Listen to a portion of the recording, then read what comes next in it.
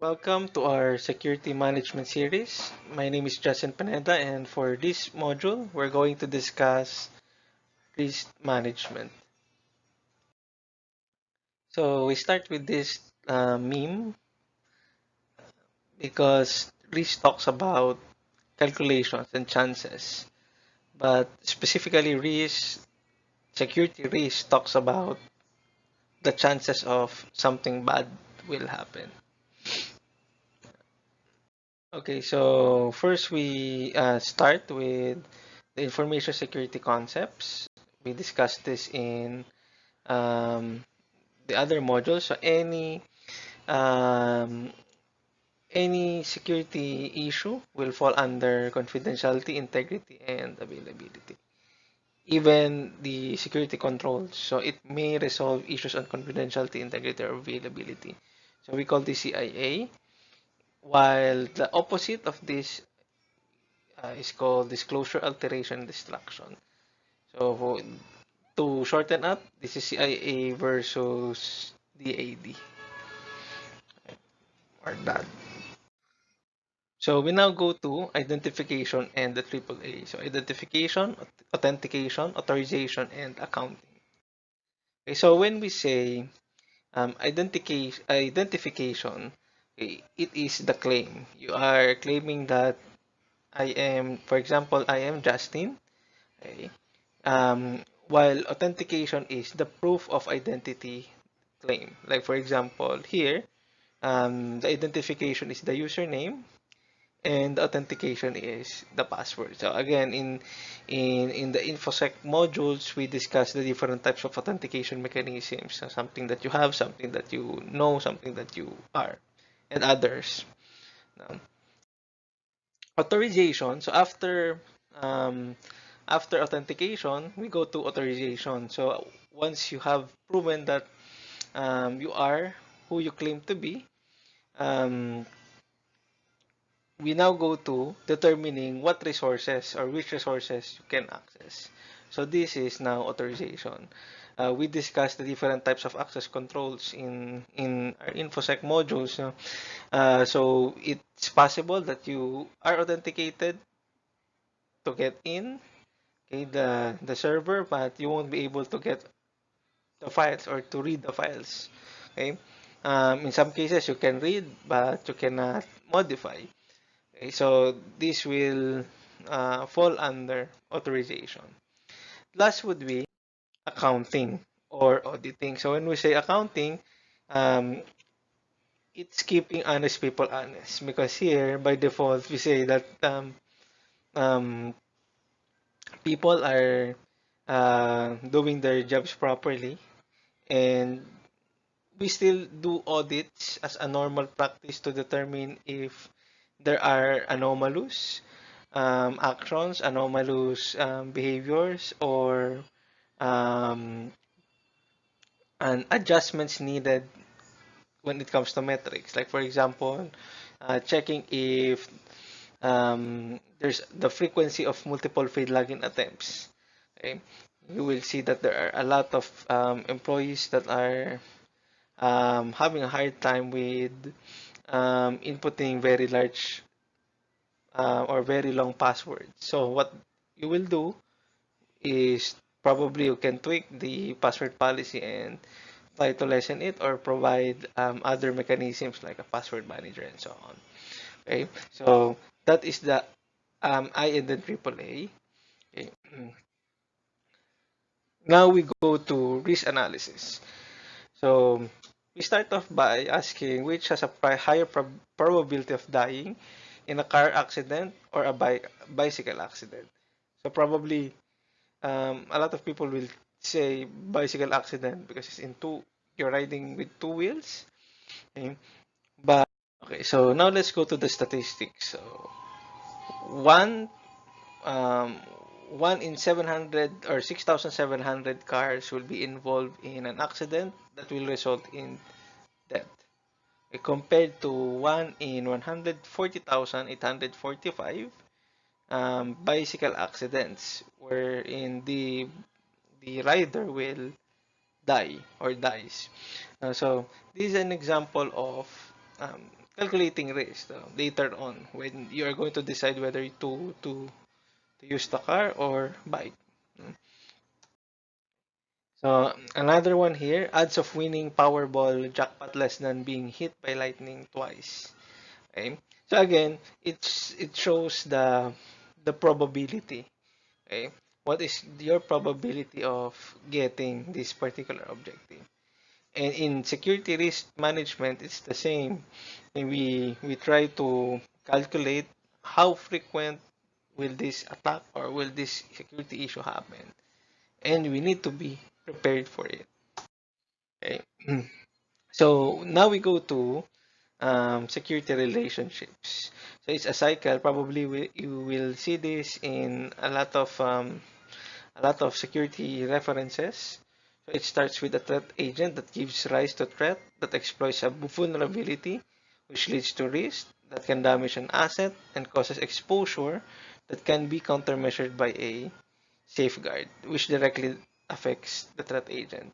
So it's a cycle, and then later on, when we do our risk analysis, we'll be able to determine what is the vulnerability for this type of um, asset, what are the threats, and how do we calculate how um, how severe the risk is. So the definition of terms, so vulnerability is the weakness, the threat is the potential danger, risk is the likelihood of a threat agent exploiting a vulnerability, exposure is the instance of being exposed to losses, while the control, sometimes this is interchangeably called security or safeguard, is put into place to mitigate a potential risk. So there are three types of threats. The first one is natural. Okay. The second is man-made, and the third is environmental. So for natural threats, this is actually also called act of God. Okay. So this can be earthquake. Okay. Can be floods. Man-made threat, um, self-explanatory. This can be riots. It can be hacking activity. It can be um, theft.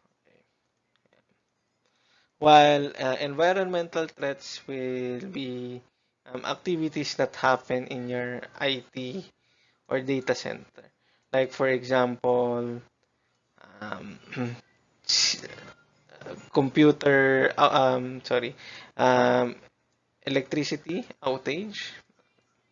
That can be an example of environmental threat. Uh,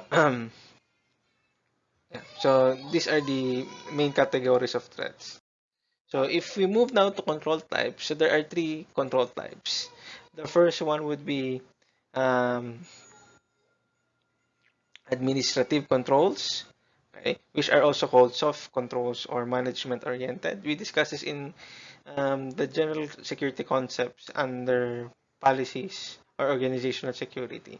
Um, we also have technical controls or the logical controls, and the third one would be physical controls. So we will classify the types of controls later on once we're done with our risk analysis to classify what types of controls are suitable for these types of risks that we have found.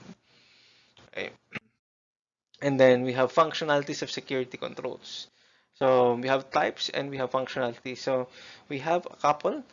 We have deterrent, preventive, corrective, recovery, detective, and compensating. So when we say deterrent control is intended to discourage a potential attacker. Okay. An example of this would be signs, warning signs. It does not stop, but it gives us um, a warning, discouraging that you should not do any unscrupulous activity. Preventive is intended to avoid an incident from occurring. Like for example, we say a firewall, a preventive control. Corrective fixes components or systems after an incident has occurred. Okay. So an example of this would be patches. So it fixes components after an incident. Okay? Recovery, intended to bring the environment back to regular operations. So what's an example of this? This can be a backup, right? Okay. Detective helps identify an incident's activities and potentially an intruder. An example would be a CCTV, okay? A working CCTV. And the last would be compensating. So controls that provide an alternative measure of control. So if at, in some cases there's a prescribed security control that you cannot at the moment procure due to resource or budget constraints, then you look for a compensating control. In other words, work around. Okay. Now let's go to the RIST formula. This is applicable for even for other disciplines when they compute for risk. So risk is equal to threat times vulnerability. So usually there's a matrix that you're going to use, and then um, depending on the severity, it has a value, and then you multiply that. Then threat times vulnerability, and that would be the risk value. Okay. The next would be um, there can be another factor which would be the impact. The impact would be the severity of the damage or the consequences. So the risk would be threat times vulnerability times impact. Then you get the risk value. Okay. So here is an example of earthquake disaster risk index. So this is not really cybersecurity. Cybersecurity. This will fall under physical security. Yeah? So here it says risk is counterintuitive. So if you ask a layman whether the city of Boston or San Francisco had the bigger risk to earthquakes, most would answer San Francisco because the California coast is near the Pacific Ocean ring of fire. So these are the common misconceptions, right? Um, Boston is in the northeast, which has not suffered major earthquakes since colonial times. Okay? However, when they did that study thoroughly, um, what they found out was Bostoners face an overall earthquake risk comparable to San Franciscans, despite the lower frequency. What is the reason? The reason is that Boston has a much larger percentage of buildings constructed before 1975, which means um, yeah, it's older, okay, when the city incorporated seismic safety measures into its building code. So the buildings are not that strong. Okay, so that would now um, be an impact or be a factor in your risk calculation. So compared to Boston, the threat of an earthquake in San Francisco is higher, okay, but vulnerability is lower, okay, because there's a stronger seismic safety building code. So Boston has a lower threat but a higher vulnerability. Okay, this means the two cities have roughly equal risk. So here we go. So threat for San Francisco is 4. Okay, vulnerability is 2. So 4 times 2 becomes 8. This is the risk value. Well, comparing it with Boston, the Boston threat is 2, but vulnerability is 4 um, because of older buildings. Therefore, the risk would be roughly the same. Okay. Um, another thing that I forgot to mention is the impact. So impact may differ because, for example, the impact if the building is empty compared to if the building has people, then the impact would be higher in the building wherein there are people. Okay. So now we go to calculating annualized loss expectancy. So usually when you do your risk assessment, you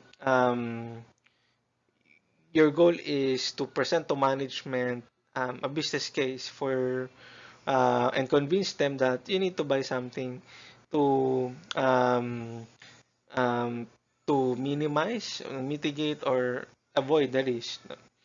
So one of the ways is to computing or calculating ALE or annualized loss expectancy. So ALE is used to determine the annual cost of the loss due to a risk. So this is calculated by multiplying the SLE, or the single loss expectancy, times the ARO, or the annual rate of occurrence. Okay. How do we compute for the SLE? We compute it by multiplying the asset value, which is the value of asset you protect, and the exposure factor, or the EF, which is the percentage of value and asset loss due to an incident. So the SLE is the cost of single loss. So multiplying AV, or the asset value, times the exposure factor will leave the SLE. Okay, so ARO is the number of losses you suffer per year. Okay. So now let's go to the case of company laptops. So here, it's a sample case on how you will do or simulate risk analysis using um, quantitative method and applying ALE. So you assume your company has 1,000 laptops that contain PII. You are the security officer and you are concerned about the risk of exposure of PII due to lost or stolen laptops. You would like to purchase and deploy a laptop encryption solution. The solution is expensive, so you need to convince that the management that the solution is worthwhile.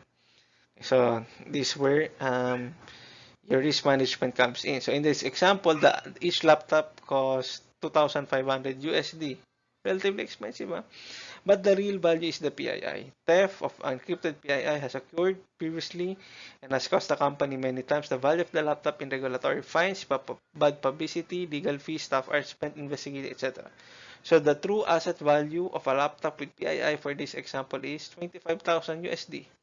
2,500 for the hardware and 22,500 for the exposed PII. By looking through past events, you discover that you have suffered 11 lost or stolen laptops per year on average. Your arrow is 111. So we are now going to compute for the ALE. So the asset value is um, 25,000, okay? And the arrow is um, 11. So we now compute first the um, SLE. So how do we compute? We compute it by multiplying asset value times exposure factor. So asset value is 25,000 USD. Okay. Times, what is the exposure factor if the laptop gets stolen? The exposure factor is 100,000 because you cannot retrieve a portion of that laptop. So the exposure factor is 1. Okay, so the SLE is 25,000. Okay. Now we compute for the ALE. So ALE is equal to the SLE times um, arrow. So this is 25,000 times 11. Okay. So let's um, let's compute 25,000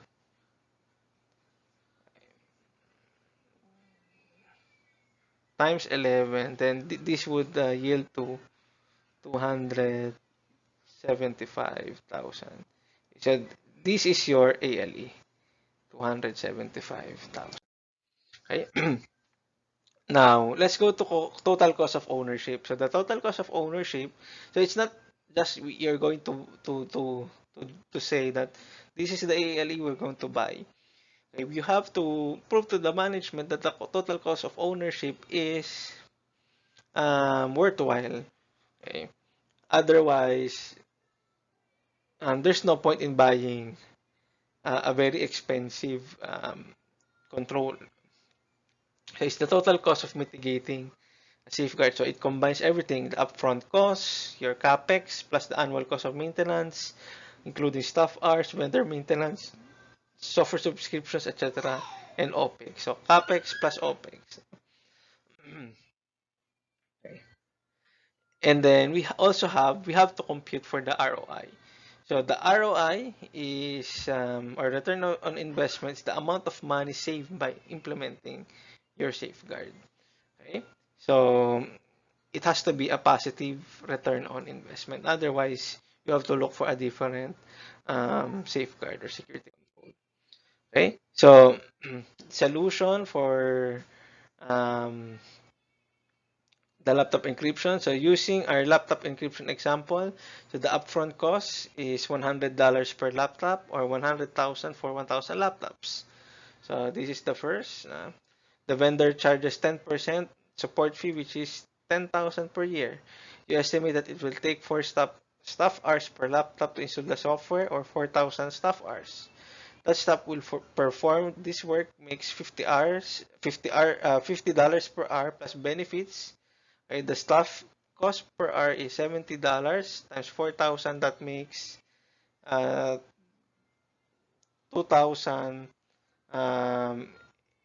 800 280,000 USD. So your company uses a 3-year technology refresh cycle, so you calculate the TCO over 3 years. Okay. The laptop encryption mitigates the PI exposure risk, lowering the exposure factor from 100%, okay, to 10%. So that's another thing that you have to check, that the exposure factor must go down. Okay. So compute for the TCO. So you just add everything. So we have a software cost, 3-year support, hourly cost, total cost of ownership over 3 years is 410, but you have to annualize it. So it becomes apples to apples. So the total cost of ownership per year would be 136,667. Now we have to compute for the ALE, for the ROI by using the old ALE, okay, and then minus new ALE minus the investment, okay, which is the TCO. So if you will see, this is they have already summarized it. So the old ALE is 275, okay, then we subtract it, um, then we subtract 27,500. So it's going to be 275,000 minus 27,500 minus the investment, which is 136,667. So we subtract, then let's get the result. So we have 275,000 minus 27,500 minus 136,667. So your ROI would be $110,833. Okay, so if it's a positive ROI, this is a good investment. If this is a negative ROI, it's a bad investment. So this is a good investment. Okay. Now, we go now to different risk choices. So once you have determined the different risk, its rating, you can now choose what you're going to do with these findings. Are you going to accept it? We call it risk acceptance. So usually, you can choose this if the risk is low. Okay, or at times, when the business side would say that we are going to accept the risk no matter how big the risk is, because we have to launch this product at this moment, so we have to accept the risk. So that's another issue. Okay. Another choice would be risk mitigation, which is this is the most common practice. So minimizing the risk with acceptable amount of residual risk. So in the example of the laptop encryption um, solution, so we minimize the risk from 100% to 10%. So that's acceptable already. The third is risk avoidance, totally eliminating the risk. Okay. The next one would be risk transference, meaning we transfer the risk to an insurance or a third party. Okay, so we allow the third party to absorb all the risk, while we pay or subscribe to um, their services. And the last would be risk rejection. Okay. This is very bad, and this will put the organization um, in a lot of legal battle, because if you know that there's a risk, and the severity of the risk is high, but you opt not to do anything about it, then that's called risk rejection. And um, yeah, so you can be sued and you can be fined. In some cases, you can be jailed for re doing risk rejection. Okay? So, quantitative versus qualitative risk analysis. So, what we did in computing for the laptop, um, lap, stolen laptop ALE, and computing for the TCO of the laptop encryption is what we call quantitative, because it uses hard metrics. We compute for the value of the computer and the PII and so on. Okay. The other type would be qualitative, which uses approximation. Okay. Later in some of the exercises and some examples, we'll be using qualitative. So when do we use quantitative risk analysis? So when we use quantitative risk analysis when we um, try to justify or try to create a business case for the mancom or execom, or um, to your investors that this type of control or security must be in place. So you have to provide numbers, because for them, that's, well, they want to see that it's worthwhile. Okay. When do we use qualitative risk analysis? When? Well, for technical people like us, if um, we're in the security field and doing the operations day to day, okay, we will be using qualitative. For example, there's a security incident, then there's a malware infection. Okay, we'll classify it as high, medium, or low risk, right?